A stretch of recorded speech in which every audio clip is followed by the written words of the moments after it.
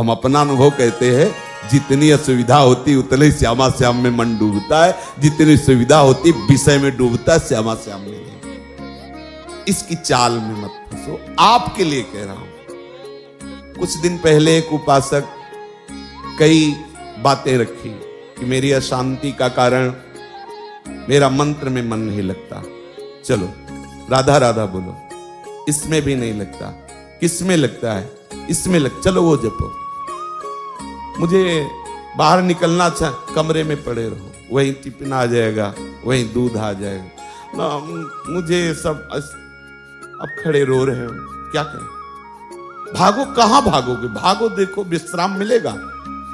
कुछ ऐसे मंद बुद्धि के हैं, सोचते हैं शरीर को छोड़ दे, तो छोड़ के देख लो, अनंत जन्म भटकते रहोगे, कहीं विश्राम नहीं मिलेगा। जानते हो शरीर छोड़ना कोई विश्राम स्थान है क्या? अगर इस महान महिमा में मानो शरीर को तुमने तनिक भी अहित किया तो ऐसे ऐसे शरीर मिलेंगे जहां बूंद पानी नहीं मुंह में जाएगा, और तड़पते रहोगे, क्लेशित होते रहोगे। अज्ञान की धरा में कब तक अपना नाश करते रहोगे? कब तक ये नकारात्मक सोच का पोषण करते रहोगे? अरे कई कई दिन महात्माओं को भोजन नहीं मिलता, लोग गालियां देते हैं, धक्के मारते हैं। हमने देखा है, दिगंबर हैं वाराणसी में, ऐसे हाथ फैलाए दरवाजे खड़े हैं, वहां से कुल्हड़ मारा जा रहा है उनके ऊपर, और ये हम देख रहे हैं, देखा है, क्योंकि बाबा की अलवेली नगरी है, कुछ नहीं, मुस्कुरा के चल देते हैं। आपको क्या होता है? आपके पास तो वस्त्र है, आपके पास तो वास की व्यवस्था है, आपको तो भोजन मिल रहा है, वहां भोजन के लिए भूख से विवश होकर के जाते हैं, और वहां कहीं भी कभी भी वो जगत गुरु आपको ऐसा पक्का करेगा, पक्का समझ लीजिए। आप सोचे कि प्रतिकूलता ना आवे, ऐसा हो नहीं सकता, लिख लीजिए। यदि आप सच्चे मार्ग पर चलेंगे तो इसकी चढ़ाई ही प्रतिकूलता है। ऊर्जा शक्ति प्रतिकूलता से बढ़ती है, अनुकूलता से ऊर्जा शक्ति नष्ट होती। परमार्थ की ध्यान रखना, जीवन में जितनी प्रतिकूलता आएगी तन मन के द्वारा उतने अध्यात्म की ऊंचाई पर उपासक चढ़ता है। निज अनुभव की बात। श्री सन्यासी सदगुरुदेव भगवान वाराणसी समाधि मठ आदेश किया कि बद्रीनारायण चलना है। कोई संतों का उत्सव था वाराणसी के, और अपना तो हृदय में आग लगी हुई थी कि यदि मैं वही हूं तो कैसा हूं, कौन हूं? मुझे ब्रह्मबोध होना चाहिए। नई अवस्था, बस एक ही लगन थी, मुझे ब्रह्मबोध होना चाहिए। गुरुदेव भगवान का आदेश बद्रीनाथ, मुझे पता था कि वहां व्यवहार का उत्सव है, भंडारा ये सब जैसा होता है संतों का, ऐसा मन में लगा कि गुरु आज्ञा का उल्लंघन। और ये आग, जो आग थी, उसने हमें आदेश किया बनारस से बाहर नहीं जाना। क्या करें? उस समय तक समाधि मठ में रहते थे, मुमुक्ष भवन के पास है। एकदम अंदर से निश्चय आया, एक बार कूदो, बस। एक दो वस्त्र लिए बाहर निकले तो जो गेट द्वारपाल थे, और उनका इस समय आप कहां जा रहे हैं? तो हमने कहा प्रश्न करने की जरूरत नहीं, सदगुरुदेव भगवान पूछे तो कह देना 80 घाट में है। चलिए, क्योंकि पास कुछ ले रहे थे, चेक करने की जरूरत नहीं। आश्रमों में ऐसा होता, और ऐसा होना भी चाहिए कि उनकी सुरक्षा में सहयोग देना चाहिए जो जहां है, क्योंकि उससे भी तो प्रश्न होते हैं। 80 घाट में जब आए तो निश्चय किया, यह हम हृदय की बात कह रहे हैं, आज के बाद कभी अर्थ स्पर्श नहीं करेंगे जब तक ब्रह्मबोध नहीं होगा। आज के बाद किसी के दरवाजे पर भिक्षा के लिए नहीं खड़े होंगे, और किसी को अपना मित्र नहीं बनाएंगे। वाराणसी के घाटों में रहने का निश्चय, आकाश वृत्ति से जो मिल जाएगा हमारे पास आ जाएगा, हमारे विश्वास पूर्वक, ऐसा नहीं कि दान पुण्य जैसा तो हम उसे पालेंगे, ऐसा भावना करके।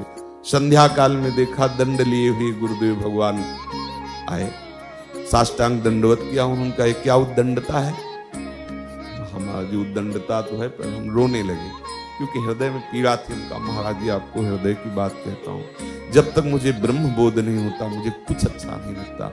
मुझे बद्री नारायण जाना और वहां संतों की संगोष्ठी में मुझे बस एक आग लगी हुई, मुझे ब्रह्म बोध। ऐसे होता है ब्रह्म बोध घाट में पड़े रहने से, भिक्षा तो चाहिए ना, वास तो चाहिए ना, ऐसे ऐसे होता है। वो तो गुरु का मतलब माता होती है ना, अत्यंत दुलार।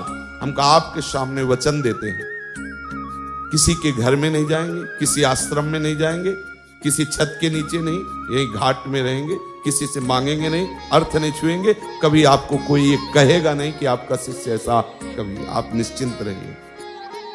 बोले जो मन आवे सो करिए, चलेंगे। और काफी दिनों के बाद जब उन्हीं घाटों पे मिले तो ऐसे दंड सहित ऐसे हृदय से लगाया, बस ऐसे मौन रहे, कुछ बोले नहीं, बस ऐसे। अब कभी इतना से तुआ मिल जाता जैसे भिक्षुकों को बांटते हैं, कभी 1-2 पीस बर्फी मिल जाती, गंगा जलपान। कई कई दिन, अन्नपूर्णा का धाम है, पर कई कई दिन ये सब्जी रोटी दाल जो अपने भरपेट पाते नहीं मिला। एक दिन विवस्ता हुई, गुरुदेव को वचन दिए थे, इसलिए मांगना का तो भाव ही नहीं था आश्रम में किसी के जाने का। ये तो मुमुक्ष भवन में खुला संतों के लिए भंडारा है, आप जब जाओ वहां भिक्षा मिलती है। लेकिन वो जो आग थी ब्रह्मबोध प्राप्त करने की, उसने ये सब कर दिया। दरवाजे पे जाके बैठ गए, मांगना नहीं है लेकिन बैठ गए। अब वहां से जो गृहस्थी के मुखिया थे वो निकले, कैसे बाबा बैठे हो? ऐसे ही बैठ गए। भोजन पाओगे? उनका जैसी प्रभु की इच्छा, महादेव की जैसी इच्छा, बैठो।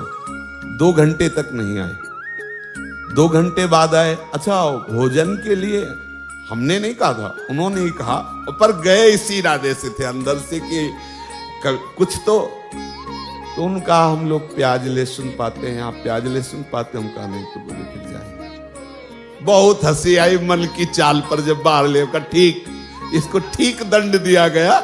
ये तो ये परमार्थ क्या है आपने अभी देखा नहीं है, लेकिन उसी परमार्थ का फल आपको केवल आज्ञा पालन से मिल जाएगा। आपने देखा कहा है कि मन कैसा उपद्रव करता है, किस किस तरह से, और ठाकुर कैसे जला के उसे परिपक्व करते हैं। ये वृंदावन धाम है, ये सब आपको यहां नहीं करना है। आप तो बस श्यामा श्याम श्यामा श्याम रज में लुटना है। जब हम आपको समझाते हैं तो आपको लगता है कि कुछ तो हम में है। आप ये नहीं समझते कि माँ बच्चे को दुलार करती तो बच्चे की योग्यता देख के करती, क्या मेरा बच्चा है इसलिए दुलार करती। इसलिए सब, चाहे गृहस्थ हो चाहे विरक्त हो, गुरु वचनों के अनुसार चलोगे तो परमार्थ की ऊंचाई पर स्थित हो जाओगे, और मन की चाल पे चलोगे तो भटकना ही है। ये तुम्हें दिखाएगा कि हम यमुना किनारे खूब भजन करेंगे। हम आपको कहते हैं, अगर आपने कोई भी उद्दंडता की तो माना कि 4 दिन ये आपसे वो करवाएगा, लेकिन 5वें दिन ऐसी जगह खड़ा करेगा जहां से आपका परमार्थ क्षीण होने लगेगा। विश्वास मानिए, धैर्य पूर्वक गुरु आज्ञा के अंतर्गत चलिए तो ये मन श्यामा श्याम में अनन्य हो जाएगा, जो जन्म जन्मांतरों की साधना से नहीं मिलता, वो कृपा से तुम्हें मिल जाएगा।